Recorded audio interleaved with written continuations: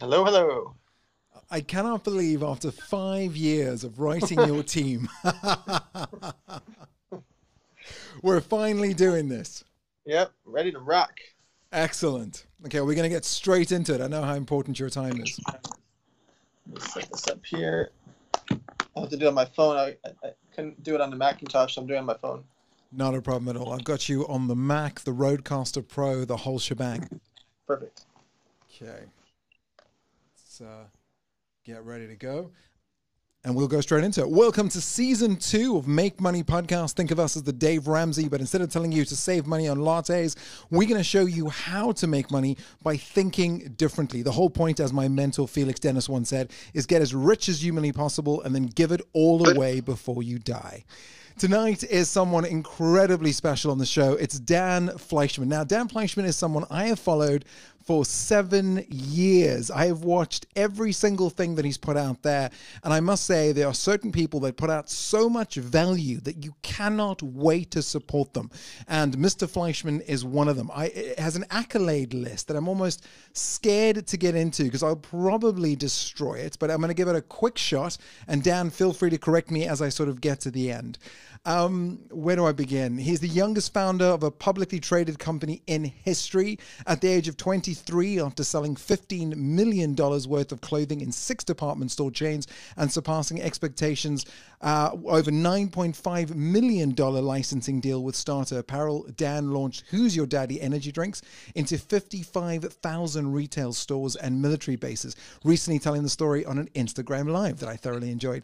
10 years after starting his licensing company in high school, Dan went to launch Victory Poker in 2010, building the 3rd largest team of professional players out of 550 poker sites on the market. Also quoted for saying, "Nobody thinks like I do. When they see me, they see a young guy playing poker. They don't see the businessman who thinks differently and knows that they see me differently."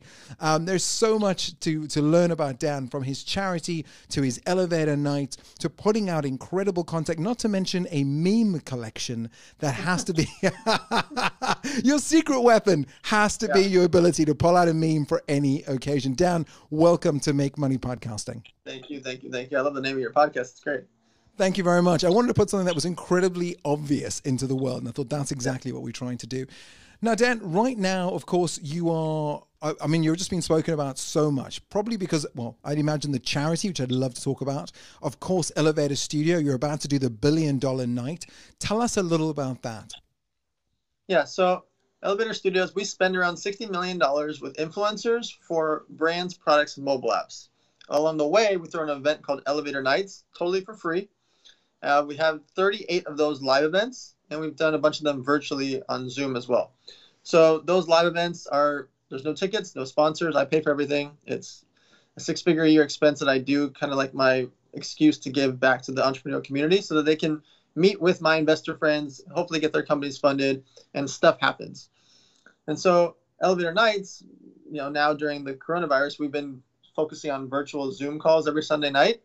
And now that quarantine is hopefully ending soon, we'll go back to live events. And that's my main passion part. The social media agency side is the business part. That's my day job, if you will. And then the live events is my fun part of it.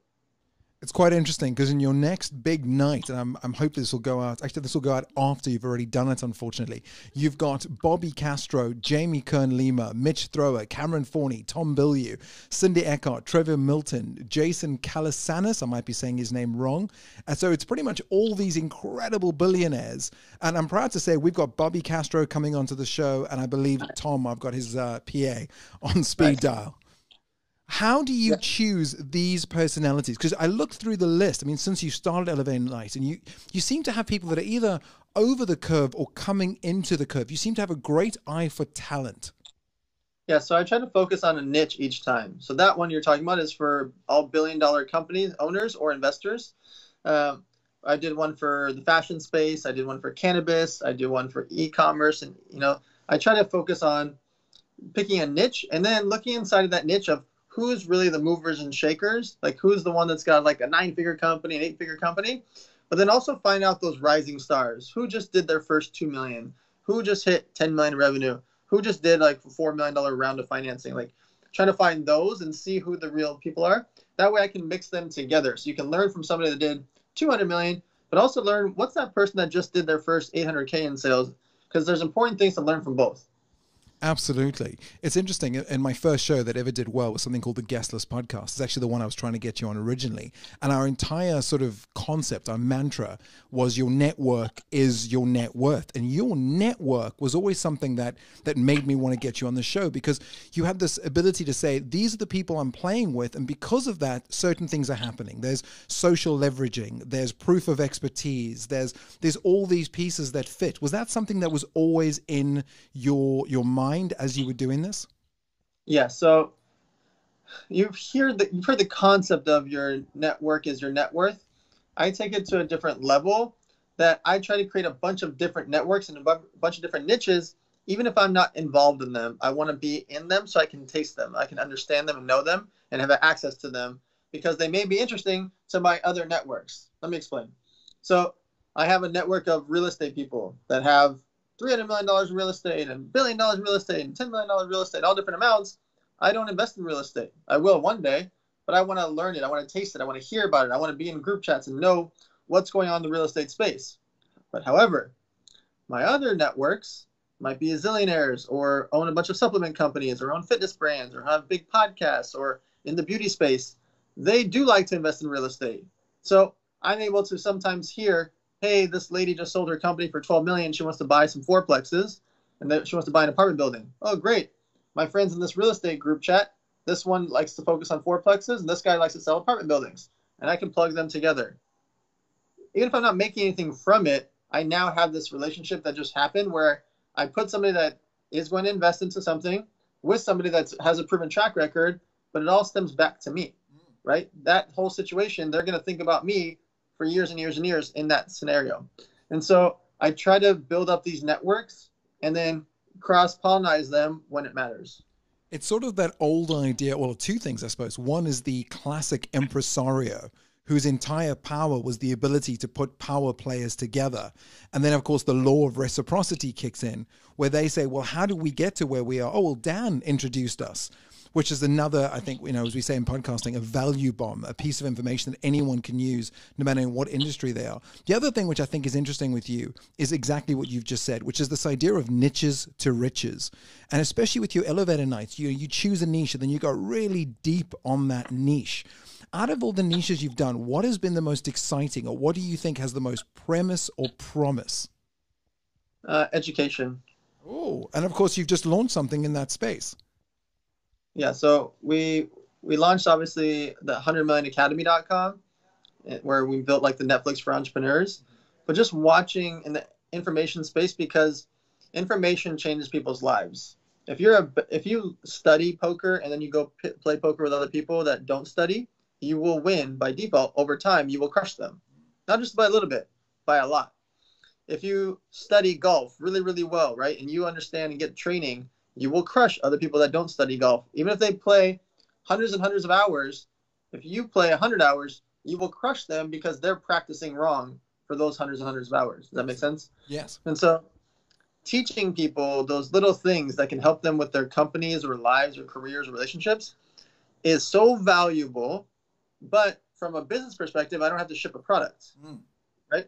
Yeah. If I can teach something online and teach you how to build a cannabis factory, well, I don't actually have to ship anything. I just taught you the information of how to build a cannabis warehouse, for example. If I can teach you how to do email marketing better or Facebook ads better, I don't have to ship anything.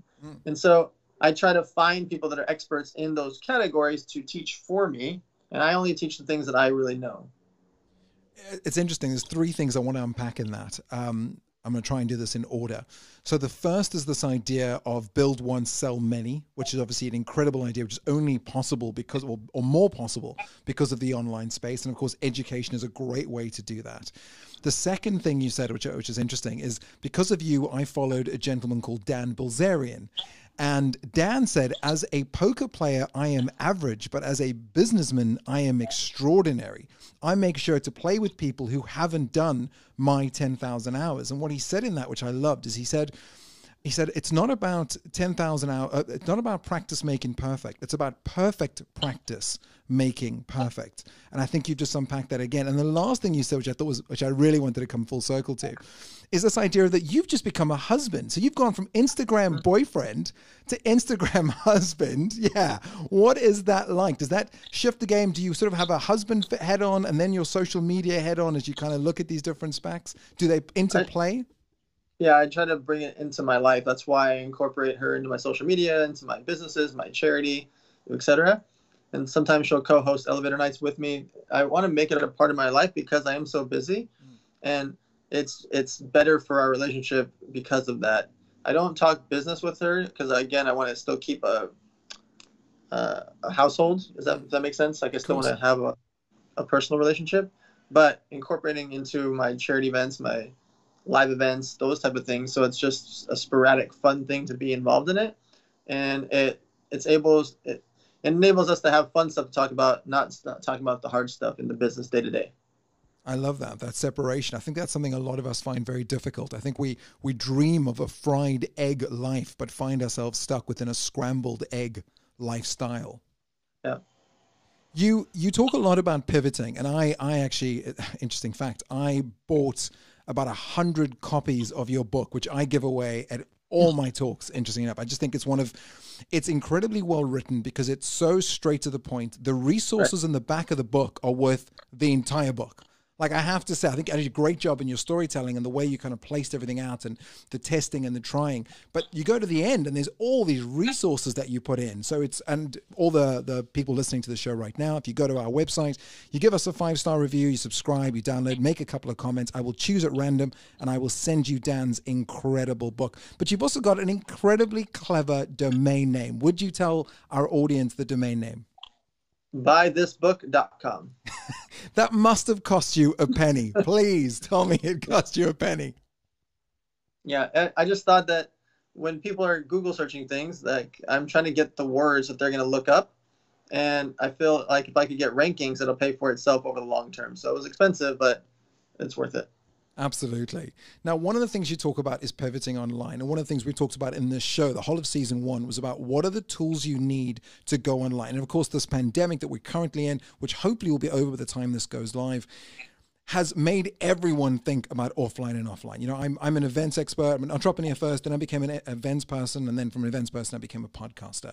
And I know with you, you're entrepreneur first, and then events become part of your thing, and then it's all about the online experience. What would you say are the tools that anyone looking to pivot online needs immediately when starting? So it's setting yourself up to be omnipresent so that wherever your customer exists, whether you know they exist there or not, they can find you. Meaning, you have to be on Twitter, TikTok, LinkedIn, Facebook, Instagram, all the main platforms, because you don't know where they exist. You don't know where they like the most. You don't know if they enjoy YouTube or LinkedIn or wherever. So you need to be what's called omnipresent. Then you got to find out which platforms will help you as a service. If you have a restaurant, you can't just be on Postmates. You should be on Grubhub and all the other delivery services, Uber Eats, etc. You should be on all of them. Why would you want to be exclusive to one? Be on all of them, because you don't know where your customer uses. You don't know if they like to use Grubhub or Uber Eats, and Postmates asks you to be exclusive. Sounds cool on paper, but what about all the people that don't have Postmates because they like to use Uber Eats or Grubhub, for example? You want to make sure you're available everywhere. If you are selling e-commerce related products, well, you have to decide, you want to be on Shopify or ClickFunnels. Well, once you decide that, you have to look within there, what different things can help with the business and get on each of those different platforms. I love that. So you look at what does success look like, and then kind of reverse your engineer to what is the best tool that looks at that particular success, or what is the easiest way to make that success possible. Exactly. And the omnipresent thing, now that is very different to what Seth Godin says, which is, rather be a voice in one where you're an expert than be an echo in multitudes. Is your thinking that it's the same? So you're broadcasting in Facebook, you're broadcasting in TikTok, you're broadcasting in Instagram, or are you using the different platforms in their sort of native language of broadcast or dialogue or image-based or text-based? No. So I would say you build your content from one main platform. If you love Instagram or Facebook or whatever platform you love, that's great. Take that, copy and paste that exact same photo or video and post it to the other platforms. If it's too long for TikTok, don't post it that day. If it's not business related, don't post it on LinkedIn. But all the other platforms, Twitter, Facebook, Instagram specifically, should have all of your content. Even if you're creating your content for Instagram, repurpose your content for every platform. I love that. And you know, anyone that listens to the show and has seen any of my stuff anywhere, we continually talk about this idea of being omnipresent, of being heard in different places, but also speaking in the native tongue of each and not putting the exact same thing on, because then it doesn't give you an audience to follow you from place to place, which I learned from Dan's Instagram. And definitely I would say, out of the multitude of things to do, buy the book, check out the 100 Million Academy, check out Elevator Nights virtually. Definitely check out his Instagram and his Instagram stories, where he puts quick pieces of information you can immediately learn and implement. It's absolutely brilliant. Which brings me to a question that is completely personal, which is off subject. And I know a couple of my audience are going to send me messages to say, how dare you? But I need a minute. What is the watch that you have had on your arm for as long as I have followed you? Who makes it? What is it? So I'll grab it. It's right here. Yes, please. So it's made by Jason of Beverly Hills. Oh, wow. It's called Dunamis, and he patented a gel to make floating diamonds. That is beautiful. And so I've only worn the same watch for so many years because he made my wedding ring. I've known him for over a decade. I was his first retailer. I had a jewelry store in San Diego, like 2008, I think it was. Yes, it's been over 12 years now. And so we've just been close. And so for me, people have always joked about, like, oh, why don't you get a different watch, or why don't you expand or add more watches? I'm like, why? I like this watch. I don't need six. I haven't owned a car in 5 years. I don't need to buy something to impress anybody. I've had the same thing for over a decade. I like it. That's it. What else do I need? Absolutely. And it's spectacular. It is absolutely, every time I see it, I'm like, wow, look at that thing. And I've never seen anything like it. And I tried to Google reverse search and find it, and it was just a nightmare to pinpoint. Yes. His name is at Jason of Beverly Hills. Perfect. And then Dunamis timepieces. Dynamis timepieces. I'll remember that. I'm sure I've got a gift coming up for my father for his 66th. Now, you have a multitude of things to be incredibly proud of. And I'm saying take out your wedding as obviously one of the most proud days, or your incredible engagement at Arnold Schwarzenegger's poker night. What other achievements are close to heart? I mean, my charity is my biggest passion. You know, we've given out millions of items to the homeless. And it's a 0% charity, so I've covered everything expenses-wise and overhead and staff and marketing for that. That thing is the most impactful for me. My funnest event of all time was we threw the world's largest pizza festival. That was, yes. I booked Tyga, 2 Chainz, Wiz Khalifa to all perform. That was really fun. But yeah, there's certain moments in time, like businesses that I've launched, even if they're short windows of time, that are like fond memories. Like, you know, Victory Poker was really fun. It was, even though it was only like a year and a half before online poker was shut down in America. That was a really fun experience to be able to skyrocket something so quickly, where I started with less in funding than most of my competitors had per day in revenue. Wow. And to skyrocket to the top of those charts was really fun, you know, whirlwind and experience. The hoverboards were really fun. We went from 0 to 5.4 million in 5 months, spending $0. Just being really creative and getting those hoverboards more affordably, cooler, Bluetooth speakers, flashing lights and all the fun stuff, and just fixing that market for half the price of our competitors. So just those type of fun things that we've done like that is like I feel old talking about how many companies I've done like that, but it's fun. Those are fun to me. You know, like the agency side is my day job. You know, spending all that money on social media influencers, that's my day job. But my passion is really these live events, seeing companies get funded, whether I fund them or not, seeing those companies get funded and later get acquired or just go off and build big businesses. That's what I really like. It's just, I like seeing that. I think it's amazing as well. If you look at all the sort of things that you've been a part of and how you've done it through this idea of networking or influencer marketing or social media being so strong. If you were to say to someone, you're only allowed one tool, what tool would that be and why? I mean, social media. I mean, the one tool is your phone, right? Like if you can have social media, you can reach the world. It's so crazy, like what you can do with social media. It's truly mind-boggling. Would you It's say free. it's important to be immersed? I know with you, you've done immersions, right? You go into a market, you understand the market, you live in the space. I mean, you lived in Malta while Yeah. you were doing online gaming. So how important is immersion? It's super important because you need to see, feel, touch it, and see what everybody's up to. I lived in Malta because the building I lived in had a bunch of other poker affiliates and sports bet company owners. They all lived in the same building. Wow. And so simultaneously, I got a place at Panorama Towers in Las Vegas because 65 poker players lived there at the same time. And so if I'm there in the heart of it, what happens? Well, if I'm at dinners and lunches with poker pros, by default, I become friends with them and hear stories and learn poker, find out who's good, who's the next rising star, who do they hate, who do they love, who's the best, you know? And so I immerse myself in those scenarios. And you can do a lot of that online too. You can really immerse yourself and just follow all those key characters in your industry. So I'm an obsessive stalker of my competitors. I always want to see, what are they doing? What do they like? Who they fire? Who they hire? Why'd they do that? And I don't want to hurt them. I have nothing against them. There's huge markets. There's 7 billion people in the world. So there's no market that anybody owns completely, right? Nobody owns toilet paper. Nobody owns laptops. Nobody owns pillows. Nobody owns lotion or water, etc. There's a ton of water companies. But I want to see, if I started a water company, why did their caps do that? Why did they twist, or why did they come up this way? Why is their price point $249 when it could be $229 or $199? Why are they getting this shelf on the aisle instead of that shelf? Why do they want this display? Like, I just research like everything. Why? And I want to know the good, the bad, the ugly, because it's all useful to save me money, time, and energy. It's interesting. I got, I should probably send you a royalty check. I got asked to speak at Siemens in Berlin. And they asked me the number one piece of advice that I was given. And I said, I actually got it from you.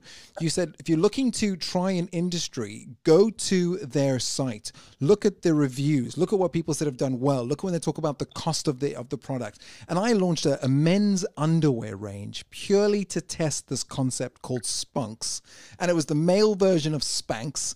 And I just did exactly that. I looked at, what were they asking about? What were they complaining about? Was it the speed of, was it the cost? Was it the fabric? Was it the, and it worked. It absolutely, and it came straight out of your book. And is there something that you've been told or you've read that you think has been one of the great sort of sources of help or revenue in your life? I think it's been, Think and Grow Rich is still my favorite book. Napoleon Hill. Yeah, that's still my favorite book. It's great. Online, I'm constantly searching from related news sites, not media sites like that. Like, I'm looking at TechCrunch to see what everybody's doing in the tech space. I'm looking at real estate blogs and forums to see what everybody's doing in the real estate space. I'm looking at, because I invested into a beauty company, I'm looking at all the beauty related. Like, I'm constantly reading online of the few trusted, business oriented, I'm not looking for news like news. I'm looking for industry related news of each category. So understand your market, get industry specific, learn from the experts in the market. Now, exactly. I know, like me, you've done multiple jobs at once, one selling candy and cereal at the same time. Do you believe generalist or specialist, or a specialist generalist? So I believe that you should be a specialist and go all in on one main thing, but remember that there's a lot of hours in the day. And so that's why I always say keep your day job. You can go all in and be a great, amazing real estate agent, but if you really want to make pink sweaters or pink hoodies, you can do that from 8 p.m. to 10 p.m. every night. And those couple hours a night equals 1,000 hours a year that you can work on your pink hoodies. So I say focus on what your main core thing is. But if you have a hobby or passion, you're like, I love magic tricks. Great. On the weekends, go perform magic for free or for $500 or $200 and go do magic on the weekends. You can still be a real estate agent or a bartender or run a restaurant by day. But I would say going all in, being a specialist on one main thing is by far the best, but keeping in mind, it will actually help you in your core by having other things to keep you immensely excited. Love that. Is there a tool, app, or piece of software that has made your life easier or helped you be more successful? Yeah, group chats. I run my entire life, my entire business, every client, every vendor, every investment, group chats. That's incredible. Well, this is a tough one, so I'm going to pre-warn you now. This is what we're calling the Hustle Your Way Out Challenge. And we're only going to ask our absolute best hustlers, of which you fall in the top 1%. You lose all your money by 10,000 US dollars, along with your incredible network, your reputation, your products, your fantastic book, not to mention your hysterical meme collection. Everything. All you've got is a laptop, internet connection, your mobile phone, the roof over your head, food and drink. What do you do? How do you hustle your way out? Okay, I got this. So immediately I would pick a niche. So let's call it cars. Okay. I'm going to become the king of cars really fast. And so what I'm going to do is I'm going to go pick a date at a location in that city. So let's say I'm in London. Let's pick a random city. Right. I'm in London. I'm going to pick a venue. I'm going to go to the Soho House or Soho Hotel or the Mayfair Hotel. Great. I'm going to pick the Mayfair Hotel, and I'm going to throw an event. And I'm going to pick a date, but I'm going to do it on an off night. I'm going to say, hey, Mayfair Hotel, I'm going to bring you a luxury car event on a Tuesday night when you guys are slow. And I'm going to bring in people that are rich in the space that love cars and investors. And they're going to spend money at your venue. I'm not going to pay for the place because I don't have any money. But I'll bring you a bunch of rich people, and they're going to like Ferraris, Lamborghinis, and Bugattis, etc. Then I'm going to go on every social media platform, and I'm going to search every hashtag related to Ferraris, Lamborghinis, Bugattis, and London. And I'm going to look up the Ferrari dealership, the Lamborghini dealership, the Porsche dealership, the Rolls-Royce dealership, and every one of those places, and start contacting them about my big event coming up. Let's call it Tuesday, June 15th. It's coming up. I'm throwing this amazing car event. All these luxury brands are going to be there. You guys got to come. By the way, I haven't spent a penny yet. I was just thinking that. Okay? I don't need that 10 grand. The 10 grand part is a nice bonus. I don't need it. I need that cell phone and that laptop. Right. And really, if you just gave me that cell phone, I could do everything I'm talking about. And so I would create an event to create me. I would start a car podcast. You know how much it costs to start a podcast? $0. $0. You know how much it costs to start a bunch of social media accounts across every major platform? $0. And right away, I'd start sourcing all the best images and photos from car-related accounts and tag those people in the posts right away. I'd go look at all the fancy car-related accounts and fancy people that own cars because they tag who the owners are of the cars in those posts. And I'd go start following all of them. And I'd direct message all of them. Hey, guess what? Tuesday, June 15th, Mayfair Hotel in London. Bada bing, bada boom. I'm throwing this fancy car dealership or car event with all these fancy cars. I got Bugattis, Paganis, everything you can spell. All those cars are coming. And hey, do you want to come? The tickets are $500, but I will comp you 2 of them. So I'm going to give you $1,000 tickets for free. Cost me nothing, right? Right. But in their minds, I just contacted the owner of Ferrari, Lamborghini, Pagani, Bugatti, Rolls-Royce, etc. Contacted all the dealerships. I hit up all the jewelry stores as well and invite them to my luxury event coming up. By the way, I haven't spent a penny yet. That's incredible. By default, in 2 weeks on June 15th, I am going to be the name in London. I mean, the name. And along the way, I'm going to invite all these people to be on my podcast called Luxury Cars Podcast. I'm going to have my luxury car social media account built up just by posting, because it's free, across every post platform.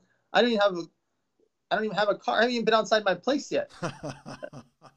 I'm just sourcing photos and tagging people and crediting them for their car pictures, tagging them, following them, and they're going to want to hit me up saying, oh, thank you for posting my car.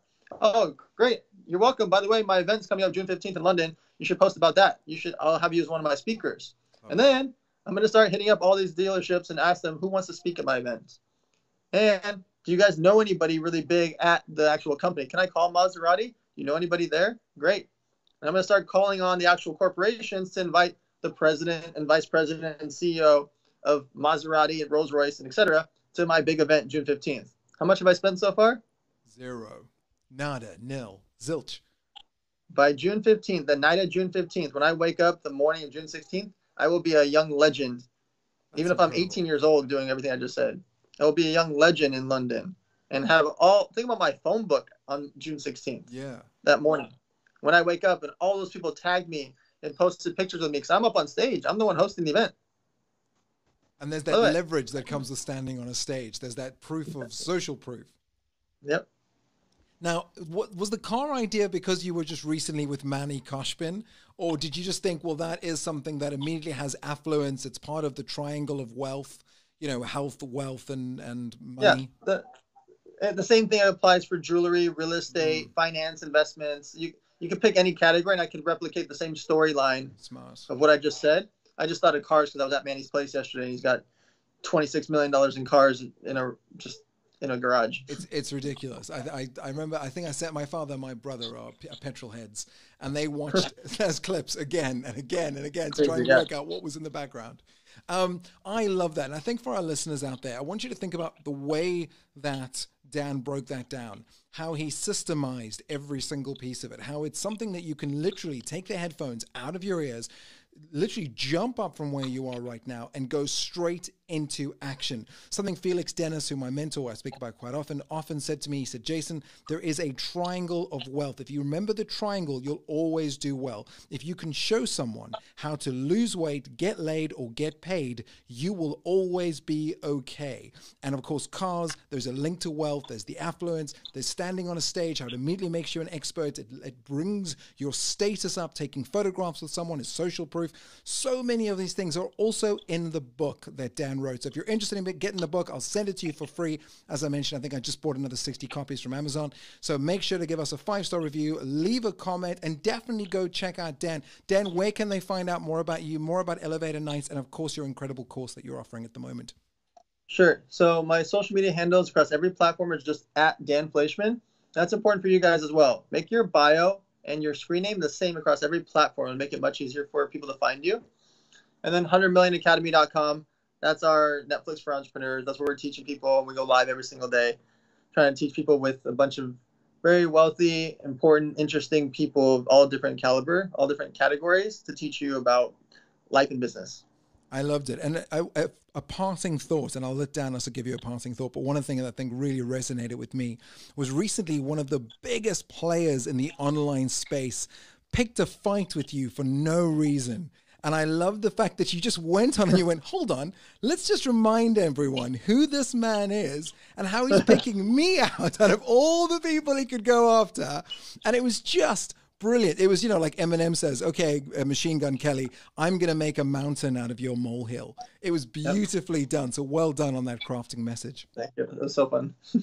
So do you have any parting words to our audience? And of course, anything you'd like them to do? Obviously, to find out more about the Model Citizen Fund, which is an incredible endeavor run by you. Elevator Nights, of course, the 100 Million Academy. Is there anything last parting words before you go? Just get started. Love that. Absolutely love that. Dan, thank you. I know it's taken us 5 years in the making, but I think it was worth every single one of the 32 minutes and 43 seconds that we've had you on this call. My pleasure. Thank you. Take care. Please keep doing what you're doing. It's absolutely brilliant. All right. Talk to you soon. Bye-bye now.